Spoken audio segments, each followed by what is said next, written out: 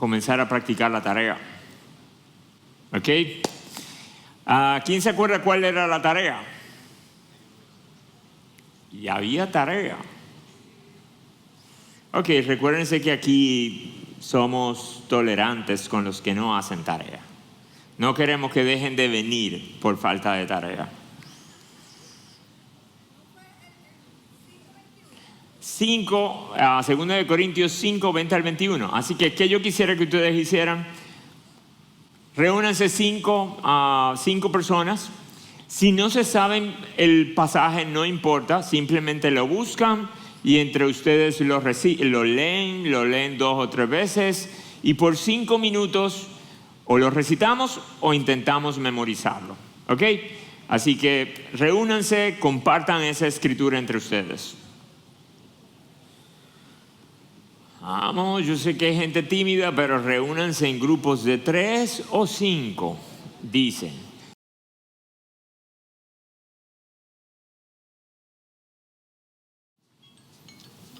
Ok, terminamos por hoy este momentito. ¿Alguno de ustedes se anima a decirlo de memoria?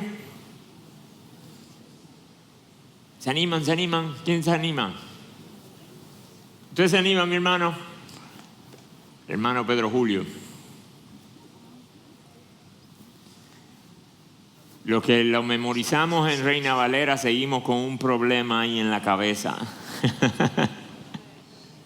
Bueno, hermano. 2 de Corintios 5, 20, 21, pero esta es en las Américas, en las que tenemos ahora. Dele. Por tanto, somos embajadores de Cristo, como si Dios rogara por medio de nosotros. En nombre de Cristo os rogamos, reconciliaos con Dios. Al que no conoció pecado, le hizo pecado por nosotros, para que fuéramos hechos justicia de Dios en él. Muy bien, gracias mi hermano, muy bien. Ese pasaje, la semana que viene sí ustedes se lo tienen que saber, porque vamos a tratar un par de cosas de la clase que viene basándonos en ese pasaje. Así que todavía tenemos el chance de esta semana memorizarlo. Esta clase es fomentar una cultura en la que hablar de Jesús y su obra sea algo natural y cotidiano entre nosotros. Así que yo quisiera dar el chance ahora de alguno de ustedes que haya tenido alguna experiencia evangelizando en estos días, en las últimas 2 semanas, que haya tenido una experiencia de evangelismo, nos cuente cómo le fue, si le fue bien, si le fue mal, qué salió bien, qué salió mal. ¿Alguno de ustedes intentó hacer? Yo sé de un par de ustedes, así que no me hagan señalarlo con dedos. Don Alexis, cuéntenos, ¿cómo le fue? Bien, por la gracia de Dios, había un evento en el cual una hija de una hermana estaba dando gracias por una propiedad que recibió. Entonces ella quería que orásemos por eso y nos invitó a mí y a mi esposa, y por la gracia de Dios utilicé la acción de gracias para que no se conforme con lo dado, sino con el dador, y ahí aproveché para decirle cómo se aprovecha la bendición de Dios. Es basado en el Salmo 103, que Él es que perdona todas tus iniquidades, el que sana toda tu dolencia, y ahí le presenté el Evangelio. Fue muy bueno, hubieron muchas preguntas, inquietudes, y Dios nos dio la gracia para hacerlo. Muy bien, gracias por eso, gracias por aprovechar ese chance. ¿Alguien más? Sí, aquí. ¿Usted? Sí.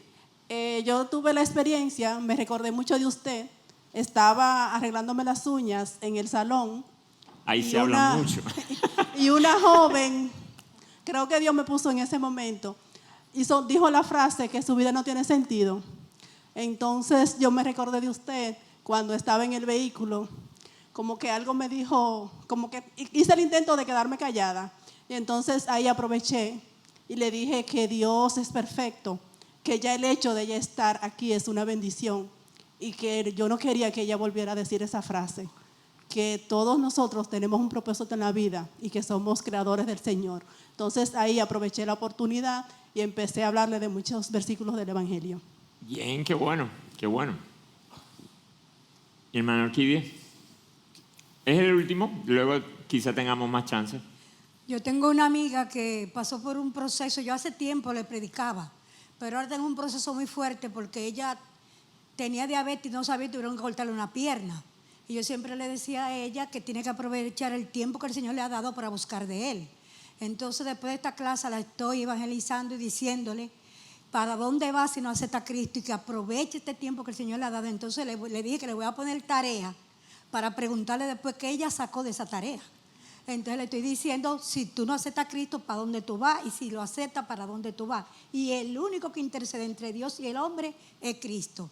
Nadie ni nada más puede interceder por ti.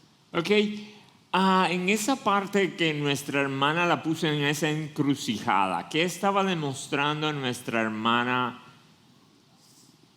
¿Qué partecita del evangelismo era esa? ¿Se acuerdan? Cuando nosotros el evangelismo es enseñar el evangelio con el objetivo de persuadir. Yo necesito una respuesta. Tú tienes que tomar una decisión. Para mí esta semana fue algo nuevo, algo que yo no acostumbraba a hacer, pero precisamente de este grupo, de un par de testimonios que he recibido, hubo una hermana que me regaló un paquetico de tratados con versículos bíblicos. Yo no tiendo a repartir tratados ni versículos bíblicos, pero me los regaló y dije, bueno, esta va a ser mi forma de cuando yo vaya a la bomba de gasolina, cuando yo vaya al pick-up de la... ¿Cómo se dice eso? El paso rápido de los restaurantes, McDonald's, etcétera. Cuando uno pasa en el carro, dije, ese va a ser mi entrega. Entonces, esta semana lo dejé ahí y cada vez que iba a uno de esos sitios, yo, miren, algunos lo botaron de inmediato, pero otros se quedarán con él. Entonces, esa fue mi experiencia nueva en el evangelismo esta semana. El objetivo de esta lección, de esta clase hoy, es identificar principios que nos ayuden en el evangelismo personal. Ahora vamos a comenzar a ver un poco el cómo, ¿ok? Hoy vamos a ver una parte. Las próximas clases vamos a ir viendo otros principios. Pero recuérdense, evangelismo es enseñar el evangelio con el objetivo de persuadir. ¿Cuáles son los elementos de la presentación del evangelio? Los elementos que no debemos olvidar. Levante la mano. El primer elemento, ¿quién me dice cuál es y qué deberíamos presentar de ese elemento? Allá atrás. Dios. ¿Y qué deberíamos decir de Dios? Ay, no, ni yo la oigo. Deme un momentito, perdóneme. El primero es Dios. Ajá. Que Dios es el creador de todo. Exacto, Dios es el creador del mundo y quizá mucha gente en medio nuestro esté de acuerdo con eso. ¿Y con qué puede ser que no estén de acuerdo? ¿En qué partecita de Dios es que aquí molesta? ¿Se acuerdan? Es santo y es justo. Ok, Dios. La siguiente parte, el siguiente elemento importante del evangelio, ¿se acuerdan cuál es? El hombre. ¿Qué de nosotros? ¿Cuál es nuestro problema? Fuimos creados a imagen de Dios, pero somos rebeldes, pecadores y condenados. Cristo. Cristo es la solución de Dios, Dios encarnado. Tenemos que hablar de su muerte y su resurrección y Él como nuestro sustituto. ¿De acuerdo? Finalmente la respuesta. Ok, aquí es donde nosotros no solamente informamos a la persona, no solamente le decimos qué hizo Cristo, sino cómo tú te puedes apropiar de lo que hizo Cristo. No solamente por la humanidad, sino por ti de forma particular. La forma en la que tú te apropias de eso es el arrepentimiento y la fe. ¿De acuerdo? Recuérdense, el otro elemento, eso es el evangelio. Ahora, el otro elemento, nosotros hablamos de eso para persuadir. Y persuasión era mucho más larga la definición de la que hablamos, pero la persuasión es comunicar la verdad en amor, apelando al entendimiento, las emociones y la voluntad de la persona, con el propósito de moverla hacia Cristo, mientras confiamos en el Espíritu, que el Espíritu Santo obra en su corazón. Recuérdense de esto, mis hermanos. Nosotros, a través de la persuasión, no intentamos manipular emociones, ¿de acuerdo? No intentamos manipular emociones, ni tampoco pretendemos convertir, pero sí pretendemos tocar su entendimiento, sus emociones, mover a la voluntad. Aun cuando una persona le diga, no, es que yo no estoy preparada, bueno, usted le tiene que aclarar, ok, tú estás decidiendo postergar eso. Tú estás tomando tú tomaste tu decisión por el Señor, no. Ok, tú estás decidiendo no hacer una decisión. Ok. Ahora yo quisiera que nosotros veamos un modelo que la semana pasada íbamos a ver, pero no alcanzamos a ver. El modelo de Pablo. ¿Cómo lo hizo Pablo? Si ustedes se acuerdan, la semana anterior pudimos leer Hechos 3, cómo lo hizo Pedro luego de la sanación del cojo. En ese contexto, cómo él comenzó a hablar y a predicar de cómo él había sanado a ese cojo en el nombre de Cristo. Y lo que nosotros vimos fue cómo en el capítulo 3, en el contexto del templo y de la sanación de ese cojo, y luego cuando lo llamaron a él ante el concilio, ante las autoridades, en el capítulo 4, en el capítulo 5, él aprovechó para hablar de lo mismo y era, ustedes mataron al justo, ustedes lo rechazaron, necesitan arrepentirse. En él van a encontrar el perdón de pecados. Él murió, resucitó. ¿De acuerdo? Así que de esa forma lo trató Pedro. Vamos a ver nosotros esos dos pasajes y en eso vamos a pasar un buen ratito. Lo que yo quisiera que nosotros hiciéramos es, yo voy a leer el primer pasaje, aunque voy a brincar varios versículos por asuntos de tiempo. Y quisiera uno de ustedes que se anime a leer después de mí Hechos 17, 22 al 31. Laura. Jean-Marc, tú le puedes dar iba a decir el teléfono, el micrófono a Laura. Vayan conmigo a Hechos 13. Ok, mientras leemos Hechos 13 y luego Hechos 17, yo necesito que ustedes vayan viendo algo ahora que vamos a leer Hechos 13. Mientras yo vaya leyendo Hechos 13, trate de identificar los cuatro elementos, Dios, el hombre, Cristo y la respuesta. Trate de ver cómo Pablo trató esos 4 puntos aquí. ¿Ok? Luego cuando vayamos a Hechos 17 le voy a poner una tarea añadida. En Hechos 13, recuérdense que ya Pablo y Bernabé comenzaron su viaje misionero. Ahora ellos están en ciudades fuera de Jerusalén, ¿de acuerdo? Están en ciudades que son de gentiles. Pero ahora ellos llegaron a una sinagoga. En esta ciudad había una sinagoga. Ellos llegaron y se presentaron en la sinagoga. En el versículo 15 dice, después de la lectura de la ley y los profetas, los oficiales de la sinagoga les mandaron a decir, hermanos, si tenéis alguna palabra de exhortación para el pueblo, hablad. Recuérdense que en las sinagogas funcionaban de esta manera. Ellos leían los rollos, los pergaminos, y luego era más o menos como un tiempo de discusión de la palabra. Así que ellos leyeron la ley, leyeron los profetas, y le dijeron, ¿ustedes tienen algo que decir? Y ahí Pablo aprovechó. Y fíjense cómo él comienza. Versículo 16. Pablo se levantó y haciendo señal con la mano dijo, varones de Israel y vosotros que teméis a Dios, escuchad. Recuérdense de lo que nos habló el pastor Sugel cuando vimos a Cornelio, que estos temerosos de Dios eran personas gentiles, eran no judíos que habían posiblemente aceptado algo del judaísmo, pero no necesariamente eran conversos. Y fíjense cómo él comienza en el versículo 17 y dice, el Dios de este pueblo Israel escogió a nuestros padres y engrandeció al pueblo durante su estancia en la tierra de Egipto. Miren por dónde empezó Pablo.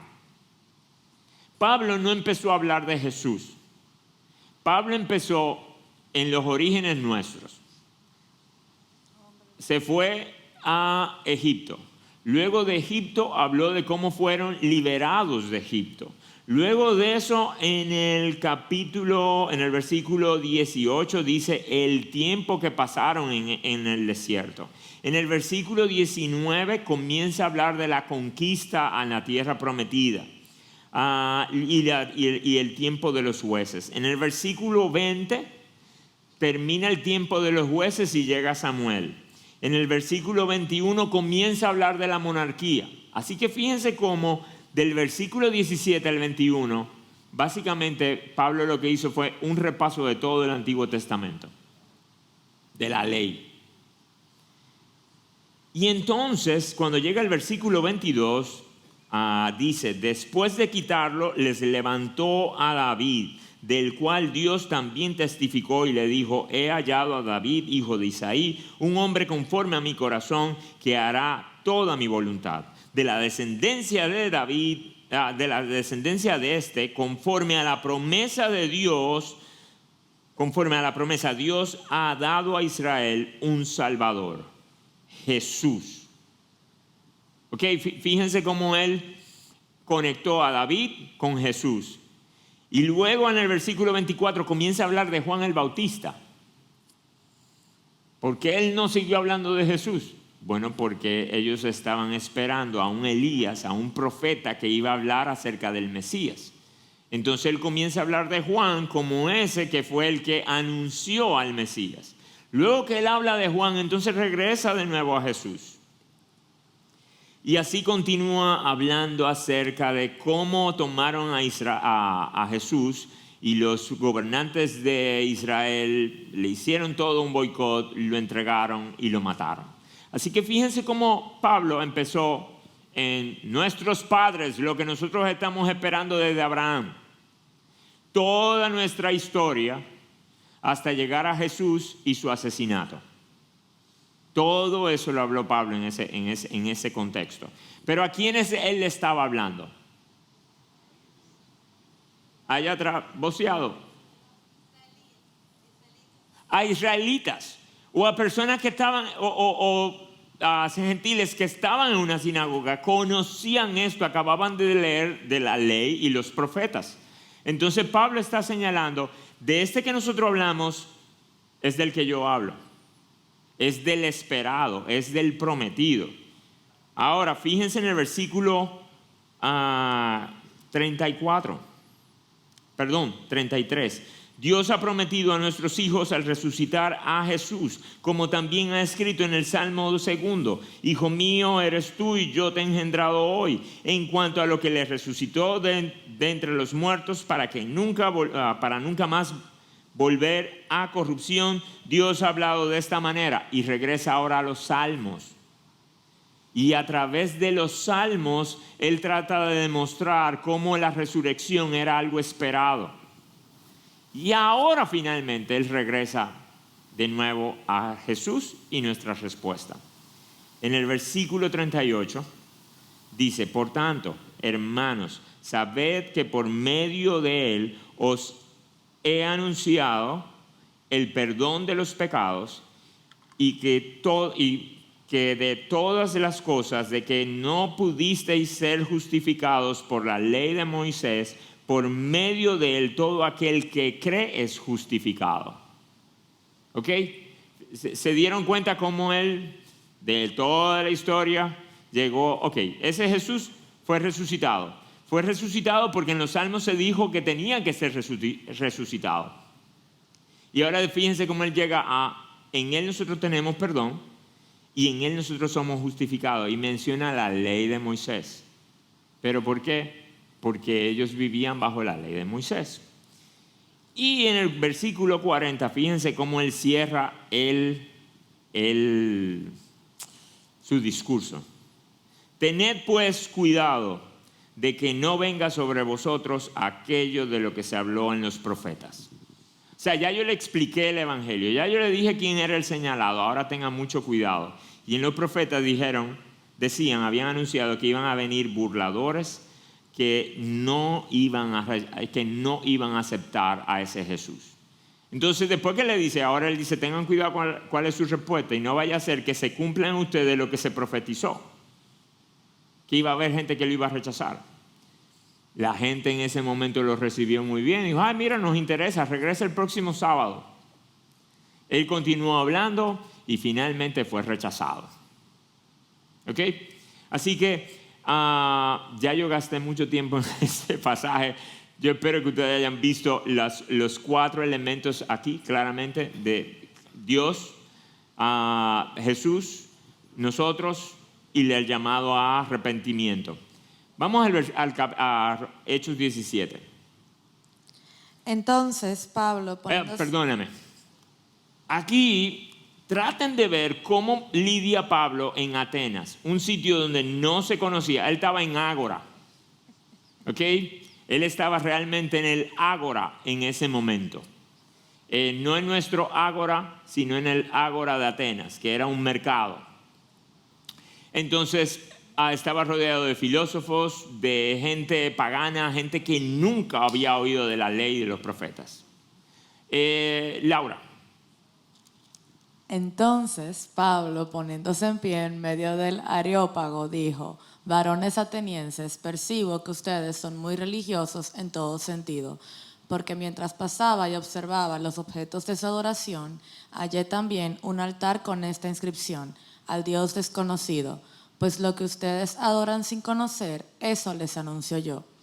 El Dios que hizo el mundo y todo lo que en él hay, puesto que es Señor del cielo y de la tierra, no mora en templos hechos por manos de hombre, ni es servido por manos humanas, como si necesitara de algo, puesto que Él da a todos vida y aliento y todas las cosas.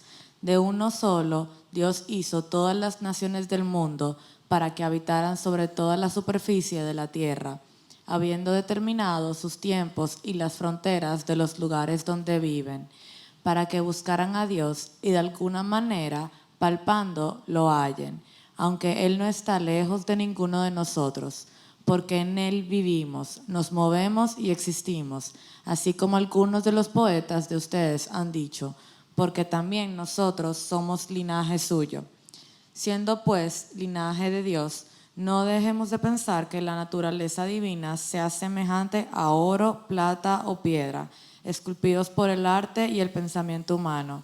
Por tanto, habiendo pasado por alto los tiempos de ignorancia, Dios declara ahora a todos los hombres, en todas partes, que se arrepientan, porque Él ha establecido un día en el cual juzgará al mundo en justicia, por medio de un hombre a quien Él ha designado, habiendo presentado pruebas a todos los hombres cuando los resucitó de entre los muertos. Y en el versículo 32 dice: y cuando oyeron de la resurrección de los muertos, algunos se burlaron, pero otros dijeron: te escucharemos otra vez acerca de esto. ¿Ok? Ahora vamos a comparar. ¿Pudieron notar lo muy diferente de ambas predicaciones? Cómo sonaron muy, muy diferentes. Sin embargo, los dos fueron una predicación fiel del Evangelio. Déjeme comparárselo. No vamos a tener, yo hubiese querido tener el chance de entre nosotros hacer este ejercicio, pero no lo vamos a tener. Déjeme compararles esto. Si ustedes se fijan, vamos a ir viendo diferentes aspectos y vamos a ver qué sucedió en Hechos 13 y en Hechos 17. En cuanto a la audiencia, unos eran judíos y otros eran temerosos de Dios, conocían las Escrituras. En Hechos 17 eran paganos, filósofos epicúreos y estoicos. Por eso, cuando él dijo acerca de la resurrección de entre los muertos, ellos dijeron: este tipo está loco. Porque ellos eran básicamente naturalistas. Ellos creían que inmediatamente morían, ya las personas eran átomos y simplemente se dispersaban. Entonces, por eso su reacción cuando escucharon acerca de la resurrección.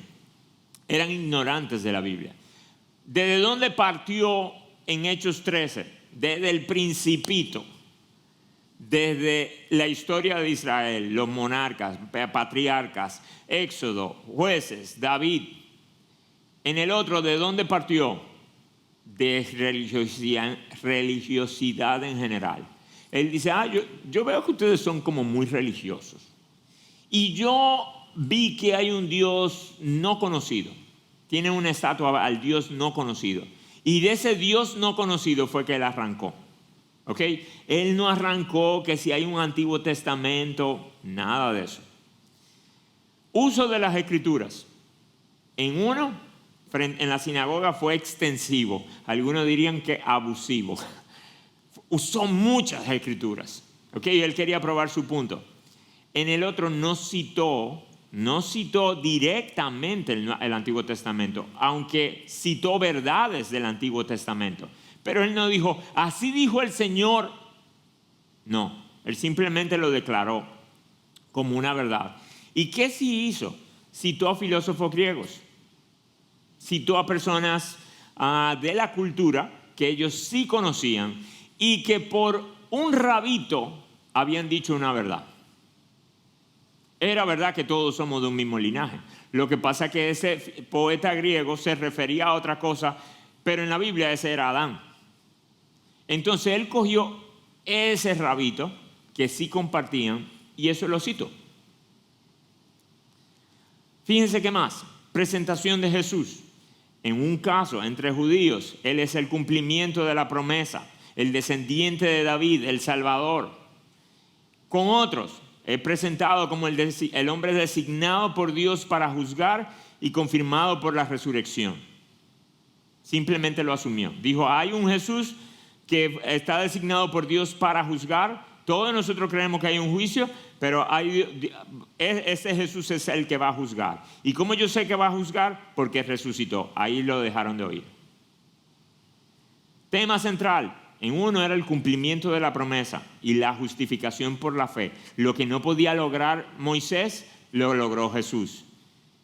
En este caso, en Hechos 17, era un llamado a abandonar la idolatría. Él dice, fíjense cómo él dice, este Dios no conocido es el creador de lo que hay en los cielos, en la tierra. No hay muchos dioses que tuvieron que repartirse la tarea de la realidad. Hay un solo Dios del que se desprende toda la realidad. Así que abandonen la idolatría y arrepiéntanse. Aún a estos hombres le dicen, le van a juzgar. Llamada a una respuesta. En uno habla acerca de la justificación por la fe y del perdón de pecados. En el otro invita al arrepentimiento y hace una advertencia del juicio. Lamentablemente en Hechos 17 él no llegó a hablar del perdón de pura gracia. ¿Se dieron cuenta? En Hechos 17 él no llegó a hablar del perdón en Cristo. Entonces, ¿qué fue? ¿Se quedó incompleto Pablo? ¿No predicó el evangelio? No pudo completarlo. No lo dejaron. Pero no fue porque él decidió dejar el mensaje ahí, fue que dejaron de oírlo. Ahora, la reacción. Algunos judíos y muchos gentiles creyeron, otros se opusieron. En el otro caso, algunos se burlaron, otros siguieron escuchando. Más adelante, en el del 32 al 34, dice que algunos creyeron. Algunos pocos creyeron. Entonces, fíjense esto, mis hermanos. De este modelo de Pablo, nosotros podemos ver cómo nosotros debemos ser fieles al mensaje del evangelio, pero debemos ser sabios en cómo comunicarlo, porque no todo el mundo, no todos los contextos, no todas las audiencias pueden recibir lo mismo o van a entender lo mismo. ¿De acuerdo? Y de aquí, entonces, yo quiero traerles 3 recomendaciones, o más bien una recomendación abordada en 3 pasos. Cuando nosotros comencemos a cultivar nuestro evangelismo personal, ¿qué nosotros debemos de intentar hacer siguiendo el modelo de Pablo? Esto, en oración, esto se hace en oración, explora, conecta y proclama. Y ahora yo le voy a explicar qué significan esas 3 cosas. ¿Ok? Pero en oración, dependiendo del Espíritu Santo para lidiar con nosotros, ayudarnos a nosotros y para afectar con poder al que me está oyendo, yo debo de explorar, conectar y proclamar. ¿Qué significa eso? Explora. Trata de identificar necesidades, creencias y a lo que nosotros le llamamos ídolos. Les recomiendo que no use esa palabra aquí en República Dominicana porque eso no van a entender a qué nosotros nos referimos con ídolos del todo. ¿Ok? No el concepto bíblico. Así que manténganse viendo qué necesidad tiene esa persona. ¿Qué creencias tiene? ¿Qué valora? ¿Qué espera? ¿Cuáles son sus aspiraciones? ¿Cómo uno puede hacer eso? Bueno, observa y escucha queriendo conocer, no solo esperando tu turno para hablar. Nosotros debemos estar realmente dispuestos a que nos interesen las personas. No solamente son proyectos de predicación, no son tarea de la clase de evangelismo, no son disciplinas adicionales que uno pone en su checklist para ser un buen cristiano y dice, evangelicé, evangelicé. Nosotros somos llamados a amar a las personas y por eso debemos realmente observarlas, escucharlas, tratar de entenderlas y partiendo de lo que entendimos de ellos, partiendo de las preguntas que tienen ellos, partiendo de las creencias que tienen ellos, entonces movernos hacia el Evangelio. Uno puede hacer preguntas abiertas. Algo tan sencillo como ¿de dónde eres? ¿A qué te dedicas? ¿Cómo ha sido tu semana? Obviamente ustedes van a hacer preguntas de exploración según el grado de conexión que tengan con esta persona. Eso de dónde eres, posiblemente usted no se lo pregunte a un familiar ni a un amigo. ¿De acuerdo? Eso se hace una pregunta muy básica a alguien que estoy acabando de conocer. Pero ¿cómo ha sido tu semana? ¿Qué ustedes creen que se revela cuando la persona contesta, ¿cómo ha sido tu semana? Cuéntame, ¿cómo ha sido tu semana? ¿Qué puede salir revelado de esto? Levanten la mano. Sugerencias. Cuando alguien le contesta a la pregunta, ¿cómo ha sido tu semana? ¿Qué nos puede mostrar? Pero, deme un momentito. Sí. Puede demostrar frustraciones. Frustraciones. Que esa persona ha tenido o cosas en las cuales está lidiando en su día a día. Sí, nos muestra sus frustraciones. ¿Con qué está lidiando? ¿Qué le pone triste? Puede decir, fue un éxito. Ok, ¿por qué fue un éxito? Y ahí le puede decir si fue un éxito porque ganó mucho dinero, porque estuvo en un party, y toda esa información que él le va dando, usted la va almacenando, la va guardando y va tratando de entender a la persona. Hay otras preguntas. En oración, busca pistas sobre su visión de Dios, la vida, el sufrimiento, la muerte, etc. ¿Creciste con alguna religión? O sea, ¿en tu hogar había alguna religión? ¿Qué sentido le encuentras a la vida? Obviamente, esa pregunta usted no se la va a hacer a un Uber. Okay, usted va en el Uber y le dice, ¿qué sentido usted le encuentra a la vida? Y el Uber va a decir, monté a un loco. Ahí es donde usted va a tener que ir usando de sabiduría para saber qué preguntas le hace a quién. ¿Has pensado alguna vez qué hay después de la muerte? Eso es simplemente para usted comenzar a recibir información. Recibir información. Conecta.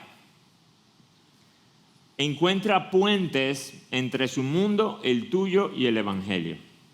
¿Ustedes se acuerdan cómo Pablo conectó con los judíos en la sinagoga? ¿Usando qué? La ley. La ley y las escrituras es lo que nos conecta a nosotros, esta historia. Y en Hechos 17, ¿con qué conectó? El Dios no conocido o su religiosidad. Entonces, en oración nosotros tenemos que buscar la manera de cómo cuando yo saco algo de esta persona o conozco algo de esta persona, entonces comenzar a conectar. ¿Qué puede ser? En oración encuentra puntos de conexión y no de confrontación. No empieces con la confrontación. ¿Ok? Pablo no empezó idólatras. Pablo dijo, veo que ustedes son muy religiosos. ¿Era verdad? Es verdad eso. ¿Estaba de acuerdo Pablo con? No estaba de acuerdo con eso, pero no empezó con un pleito. ¿De acuerdo? A veces a nosotros nos gusta empezar con el pleito. Nosotros estamos llamados a... empecemos en este punto común. Tú y yo podemos comenzar a hablar aquí. Podemos tener un acuerdo aquí. Comencemos ahí. ¿Ok? Después que usted encuentra ese puente, ahora déjeme aclararle algo, mis hermanos. Un asunto importante. No espere que usted va a salir de esta clase y de inmediato va a saber cómo conectar. No va a saber hacerlo.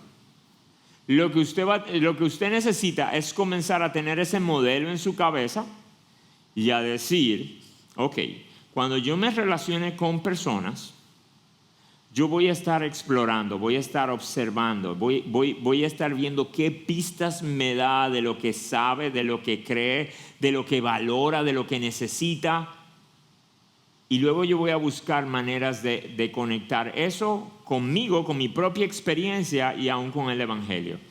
Y déjenme aclararles algo. Me voy a salir del guión un momento. Algunos de nosotros pudiéramos decir, entonces nosotros vamos a ser casi como acosadores, gente que está observando a los demás y viendo. ¿Ustedes saben qué? Sí. La Biblia nos llama a estar viendo y estar observando. Y de hecho, en esta semana me topé leyendo en Colosenses capítulo 4. Si pudieran acompañarme a Colosenses capítulo 4. Para que ustedes vean cómo Colosenses capítulo 4, yo creo que nos motiva a nosotros estar en esa actitud de explorar y luego conectar. En Colosenses capítulo 4, versículo 2, Pablo le dice a ellos, perseverad en oración, velando en ella con acción de gracias, orando al mismo tiempo también por nosotros, para que Dios nos abra una puerta para la palabra, a fin de dar a conocer el misterio de Cristo, por el cual también he sido encarcelado. Fíjense que ellos le dicen, oren, manténganse orando, ahora oren por mí y mi involucración en el ministerio de la palabra, en el evangelismo. Y ahora fíjense en el versículo 4 dice, para manifestarlo como debo de hacerlo. Y eso puede ser una oración que nosotros hagamos. Señor, ayúdame a dar a conocer el misterio de Cristo como debo de hacerlo. Y en el versículo 5 dice, andad sabiamente con los de afuera, aprovechando bien el tiempo. Fíjense esto, esa declaración de aprovechando bien el tiempo también es usada en Efesios capítulo 5. Y usualmente cuando nosotros hablamos entre nosotros de aprovechando bien el tiempo, aprovechando bien las oportunidades, tendemos a pensar que eso se trata de productividad. Tendemos a pensar que eso se trata de yo uso bien esta hora de mi día, yo tengo rutinas, yo tengo hábitos, yo cumplo con con mis horarios, tengo agenda. Sí, eso te ayuda a aprovechar bien el tiempo. Pero miren lo que tiene Pablo en su cabeza en este contexto particular. Él está diciendo, cuando ustedes estén con los de afuera, aprovechen el tiempo. Aprovechen las oportunidades. Y luego miren cómo aplica el versículo 6. Dice, que vuestra conversación sea siempre con gracia, sazonada como con sal, para que sepáis cómo debéis responder a cada persona. ¿Ustedes se acuerdan que Pablo en Efesios usa una descripción parecida? Nos llama igual a nosotros a sazonar nuestras palabras con sal, a hablar según la necesidad del momento, y lo aplica en el contexto de la iglesia. Pero ahora Pablo aplica la misma verdad en el contexto de inconversos. Así que Pablo lo que nos está diciendo es, nosotros debemos de vivir todo el tiempo apercibidos, despiertos, explorando de qué se trata este momento. ¿Qué Dios me dio en este momento? y cómo yo hablo con los de afuera, con los inconversos, de una manera que sea con gracia, sazonada con sal, y dice, para que sepáis cómo responder. Y eso me hacía pensar, ustedes se acuerdan que una de las cosas que hablamos en las primeras clases de por qué la gente no evangelizaba era porque no tenía las preguntas que le podían hacer y no tenían respuestas. Parecería como que Pablo cree que es más importante hablar con gracia que hablar con apologética. A veces nosotros pensamos que necesitamos más apologética para poder responder. Y Pablo lo que dice es, tú lo que necesitas es gracia.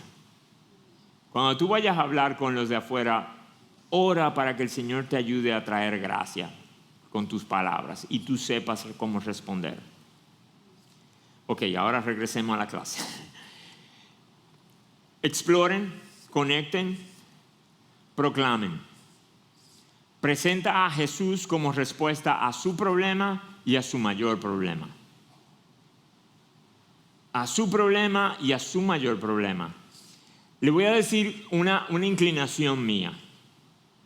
Antes, yo tendía a pensar que cuando uno evangelizaba y se dedicaba mucho, por ejemplo, alguien decía, tengo falta de propósito en la vida, me siento perdido en la vida, yo tendía a pensar, esa gente no necesita propósito, lo que necesita es Jesús. Su gran problema es el pecado, su gran problema es que no es salvo, su gran problema se resuelve arrepintiéndose y teniendo fe.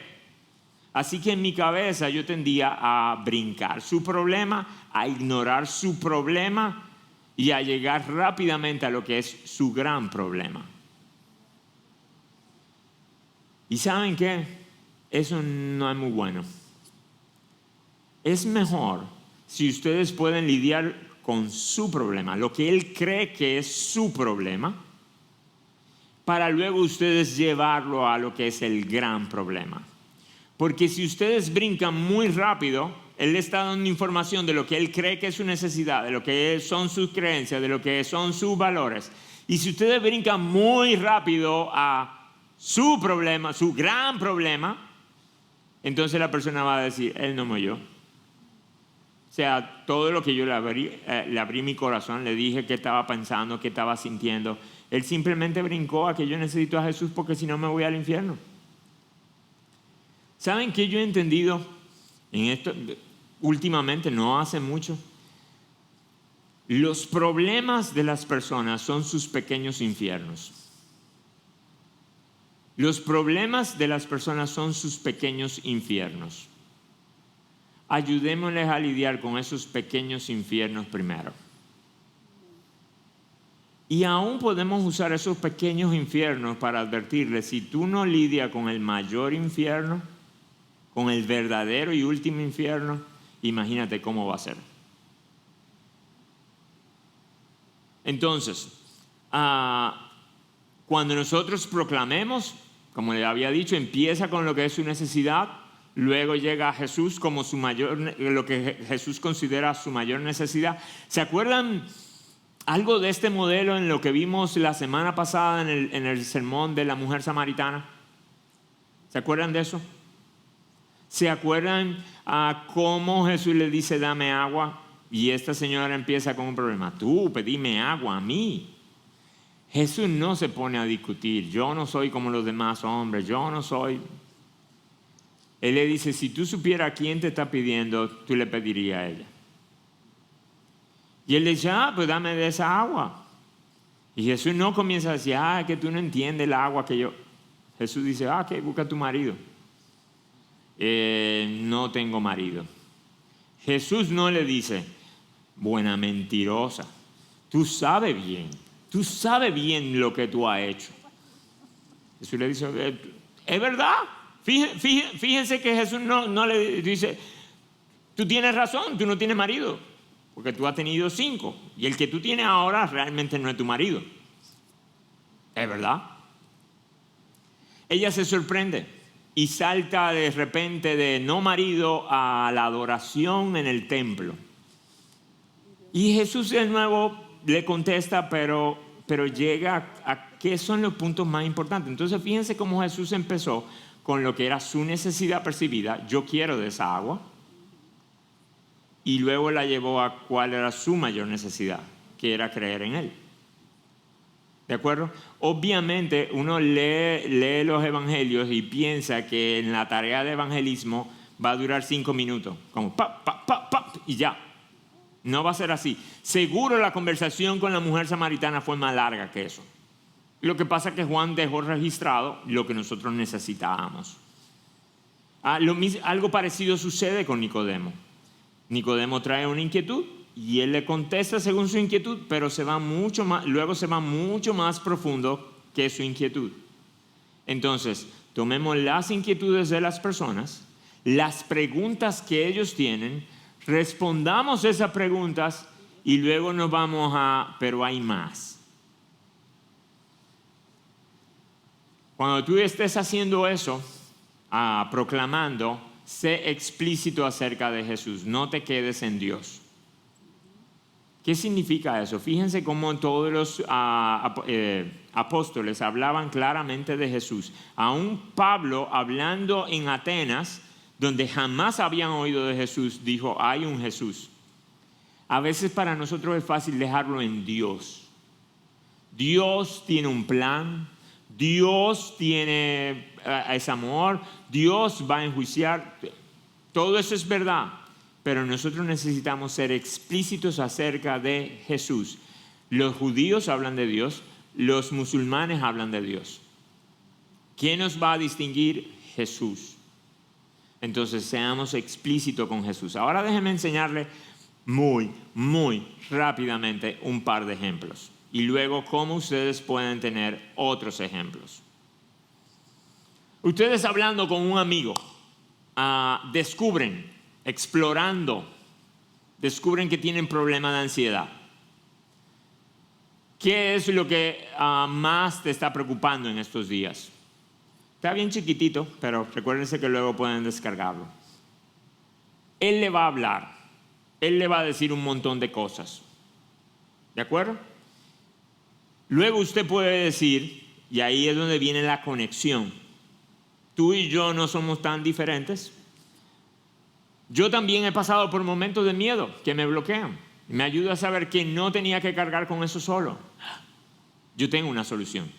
Yo tengo una solución a eso. O sea, tú y yo compartimos el mismo problema. Ese es nuestro puente. Y déjame entonces ahora darte una solución. Y ahí entonces uno comienza y proclama de Jesús. Comienza a hablar de Jesús. Jesús hace una invitación al cansado. A todo el que está cansado le invita a venir. Fíjense que ahí ustedes están lidiando con lo que Él está sintiendo. Yo necesito ese reposo. Yo necesito esa paz. Y usted dice, ok, yo te lo puedo ofrecer. Ahora, después usted le va a tener que mostrar, ir a Mateo y decirle, ¿tú quieres que vayamos a buscar ese pasaje? Usted no le puede obligar. Entonces ven que ahora te voy a predicar. Tiene que darle el chance. Si usted es atrevido y la persona se deja, usted lo puede hacer. Pero en ocasiones usted va a tener que pedir permiso. Y va a tener que decir, ¿tú me permites buscarte en las Escrituras para que podamos ver más de esa paz? ¿Y cómo tú puedes recibir esa paz? ¿Cómo tú puedes apropiarte de esa paz? Y entonces ahí comienza ya el proceso más largo. ¿Ok? Pero fíjense cómo se introdujo. Yo conocí algo de Él, lo conecté conmigo, lo conecto con el Evangelio y luego intento llevarlo a su problema más profundo. Otro ejemplo. Hablando, me doy cuenta de que tiene que lidiar con culpa, errores o pecados del pasado. ¿Qué fue lo más duro de ti para ti en esa situación? Y la persona le va a hablar, le va a decir. Y de ahí entonces usted decide. Todos cargamos con cosas que no deberíamos haber hecho. Yo también. Yo también tengo cosas que me marcaron. Pero yo encontré gracia. Fíjense la conexión. Yo no soy muy diferente a ti, pero yo tengo una solución. Jesús vino a buscar y a rescatar al perdido.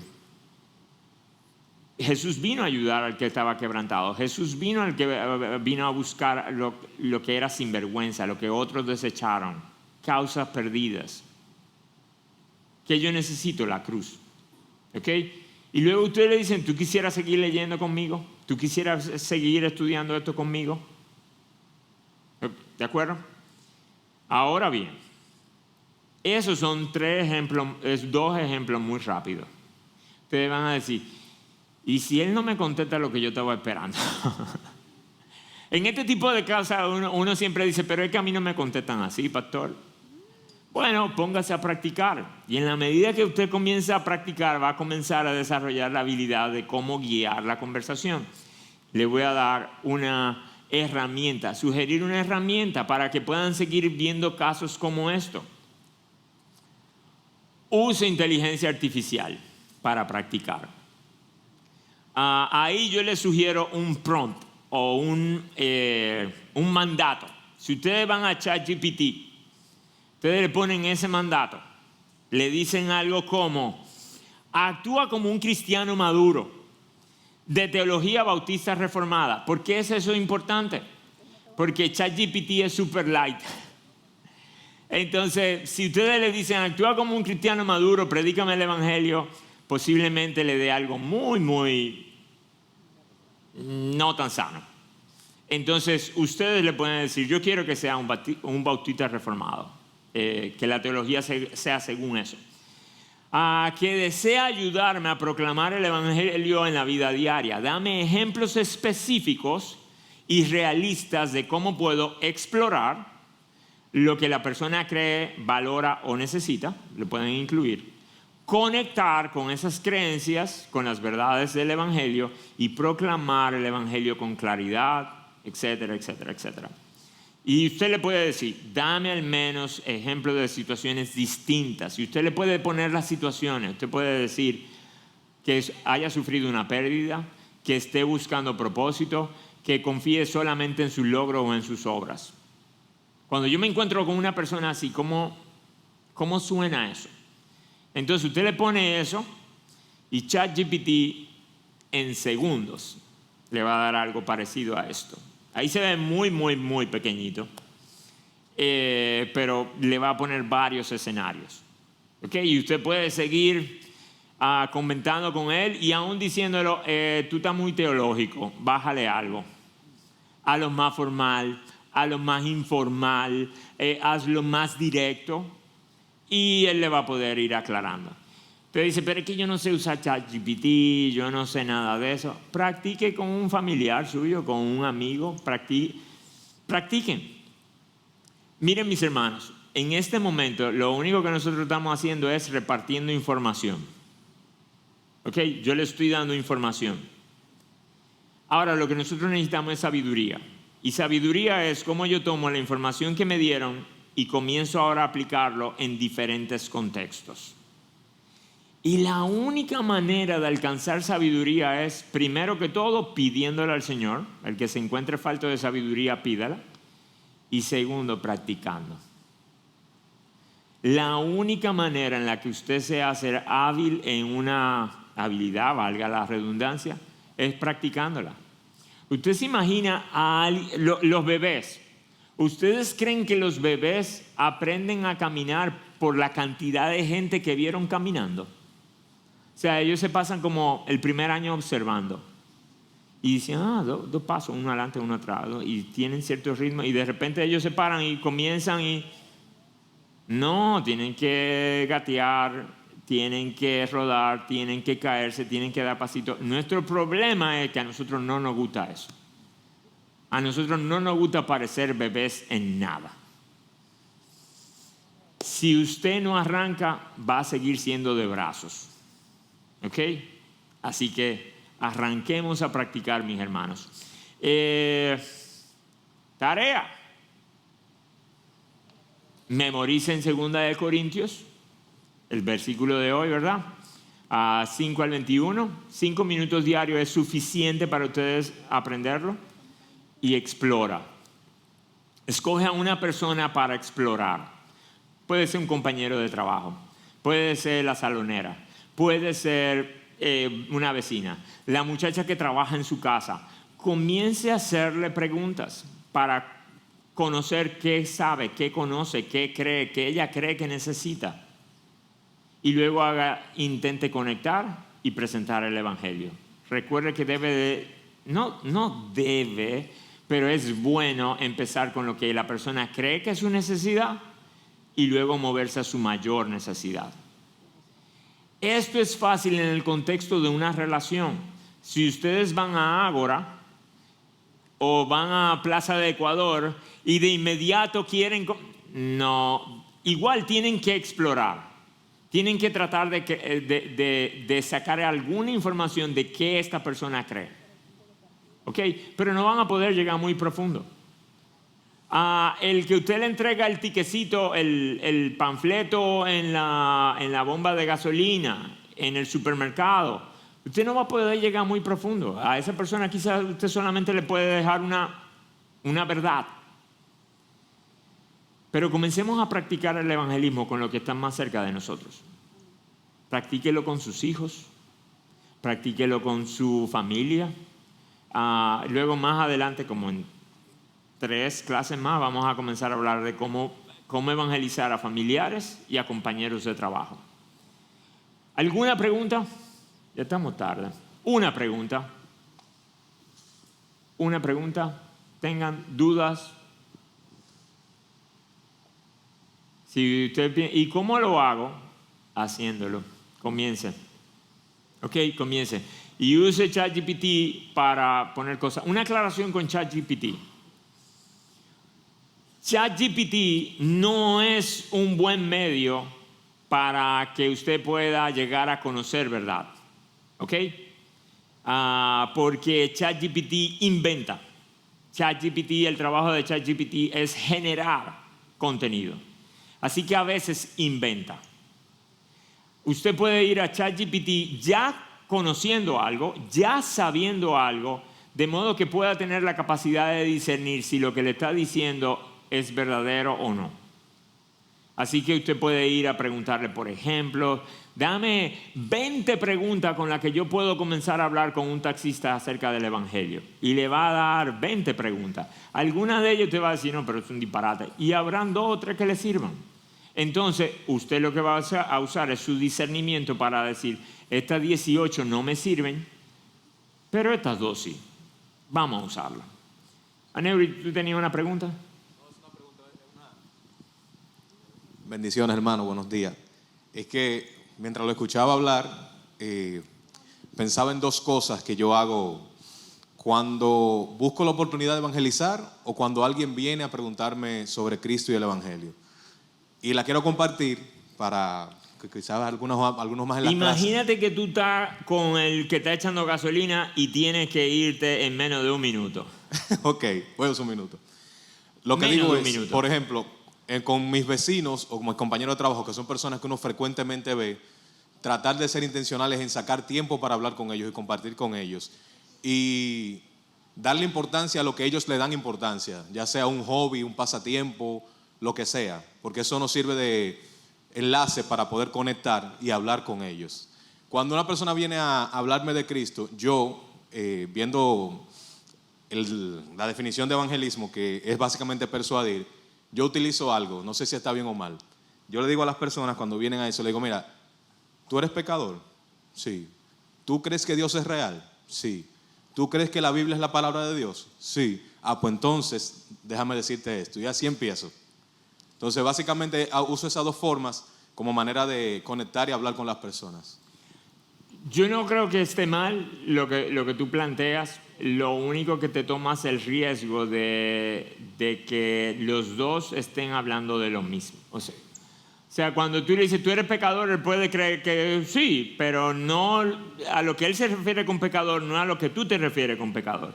Cuando tú dices, tú crees que la Biblia es la palabra de Dios, tú crees eso, sí, pero no están hablando de lo mismo. Entonces, está bien, lo único que trata de clarificar y explorar a qué se refieren una cosa y la otra. Una recomendación para terminar, algo que ayuda a mantener un contacto con una persona y a mostrar cuidado es que puedo orar por ti. Eso hace que la otra persona hable de sus necesidades y usted lo mantiene como una conexión para volver a hablar. Y obviamente, ore. ¿ok? Eso no es solamente un truco evangelístico, eso es realmente amar al otro.